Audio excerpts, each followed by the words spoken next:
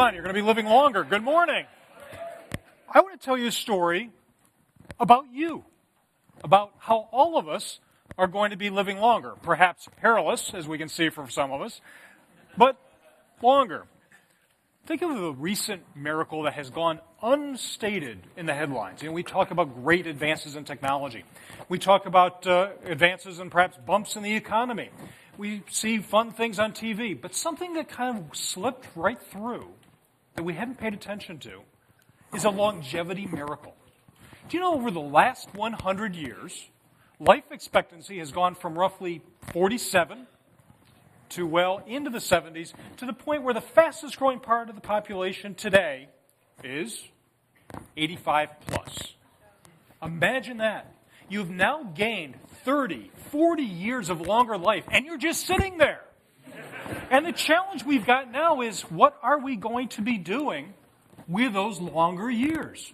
And what we need to think about is how to invent the future. And by the way, this is not just about North America. This is not just about the industrialized world. But another headline came and snuck onto the websites. This one. Imagine this, at least in the industrialized world, that a child born today is not just going to be having the measly 7 to 8 decades that you're going to enjoy, but maybe as many as 10 or 10 plus. So here's the challenge. Now that we're living 75, maybe 100, some would even say far more years than that, what do we do with it? But more importantly, how do we reinvent what we do today and that we take for granted every day? Old age, I suggest to you, really demands new tools. And so at the Age Lab, what we've been thinking about is what's that convergence between technology, design, aging, and behavior to bring innovations to personal lives, public policy, and indeed business. Let me tell you a little story about why I think demographics are truly disruptive. You may be familiar with Clay Christensen's fine work on disruptive innovation. Well, innovation in technology form certainly is disruptive, but it's not the only thing. Now, I want you to have a little pity for a moment.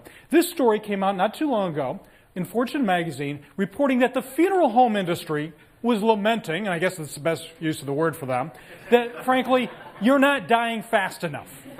And therefore, they're not making plans.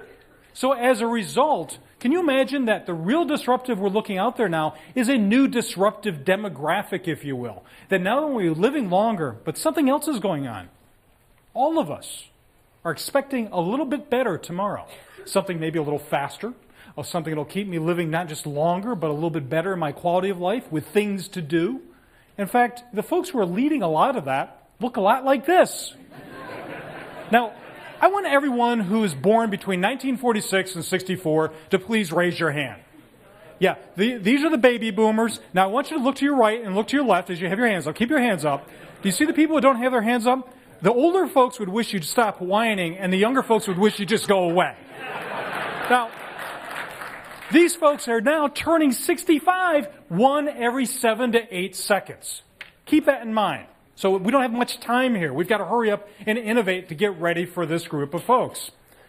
But let me give you my challenge, my charge of how we're going to get there. This woman is Sarah Noss. She inspired me to help start the Age Lab in the Engineering Systems Division at MIT.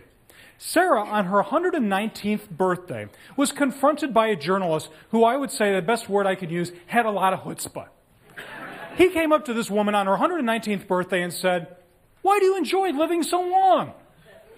And she said something that no academic, no researcher, no one could ever answer with the clarity and the surety that she provided.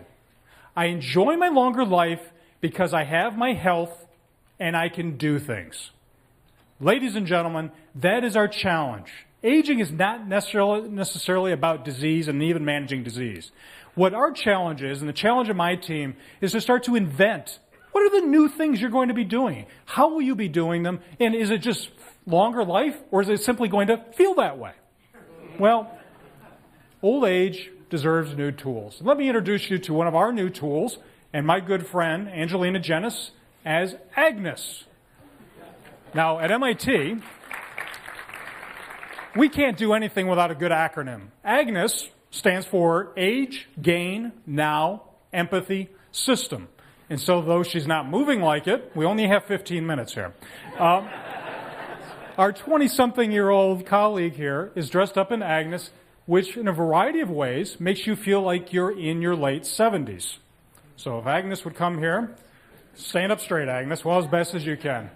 Agnes is wearing a helmet that is attached to a harness to provide a little bit of spine suppression. She has bands around key joints, gloves for arthritis, footwear that I don't argue you should hurry up and buy, but to give you a sense around what it might be to be in advanced diabetes and neuropathy. And throughout the suit, there are bands that are restricting and constricting her motions. Angelina, how does it feel to come on down the stairs? It was difficult, and I'm tired already. Led by Roz Pulio and a number of folks in our staff in engineering, exercise physiology, even some folks over at Mass General, we developed Agnes to provide us with a real key insight on what it feels like to do the stuff we take for granted every day. So what Angelina is feeling, or what you will feel if you want to join us later at lunch and try to put on a few years or a few decades, if you will, is the friction, the fatigue, and indeed the frustration. Quite often, everyday activities you feel take for granted, but you will feel those 3 F's, if you will, as we age. So really what we want to think about is what are the new ways that we can invent ways to play, whether it's something as uniform as tennis or something better. Take for granted that aging becomes an extreme sport because as you age, guess what? Your kitchen remains the same. So those shelves that you put ever so high that you liked now become insurmountable. The boxes that you could read or not now become packages that become an extreme obstacle. So as we start thinking about, space travel and what the spacesuits of the future are going to be for astronauts going to Mars for 18 months. That's East Coast humor for way down. That's right. So we have to start thinking about now what are the things that we have to do to redesign the kitchen, the house, and the like to make it possible to age well. So something that you might not take for granted every day is simply going to the store to get a box of something. And by the way, one of the things we've noted in our research with companies from the food industry and consumer packaging and the like, do you ever notice that the stuff that older adults may want to buy, the low sugar, the low fat, whatever, is either way up here or way down here? So all of a sudden, shopping becomes, if you will, an extreme sport at best. Transportation. We take it for granted in this country.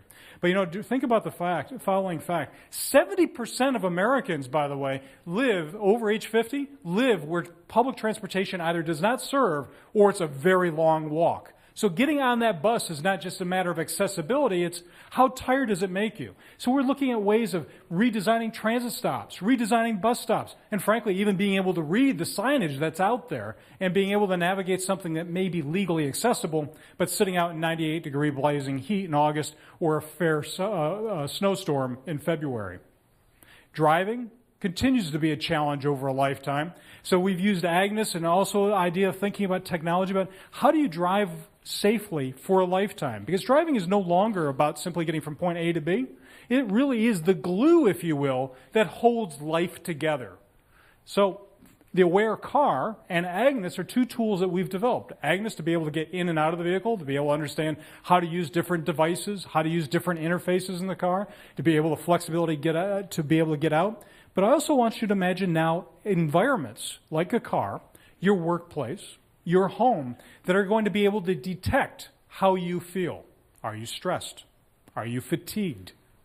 Are you a little overloaded with things that you're trying to do either behind the wheel in the workplace, and not just inform you as to how that's happening, but I want you to imagine a vehicle or a workplace or a house that's actually going to start to refresh you to make you feel better, to improve that quality of life. So for instance, could be better air quality, change the sound, maybe change the light. The idea is that aging really, as we think about it, is not just an opportunity to design for the old, but to design quality of life for all of us across the lifespan. Because I can guarantee you the following. If I build an old man's car or an old man's anything, 2 things will happen. 1, a young man or young woman will never buy them. But guess what? Neither will an old man or an older woman. Aging longer, living longer is an opportunity to improve quality of life across the lifetime. And so one of the challenges I want to leave you with on this, shall we say, this positive diagnosis is how can you think as individuals about, are you planning for life tomorrow? Because aging is not about all those old people. With any luck, and it is luck because frankly the alternative is not nearly as pretty, aging is about all of us. So as individuals and personally, are you planning about where you're going to live? How you're going to get around? How will you continue to learn? Is education in your 20s enough to get you through for another 60 or 70 years? Really? Given the change in technology and the new knowledge that we have? Is that house out in the countryside that you really, really like on the day you can't drive feasible, accessible, and something that you want? And as we start planning for tomorrow, start planning for longevity for your life, the ones you love, and I want to leave you finally with a challenge that I like to double around the idea of cathedral building.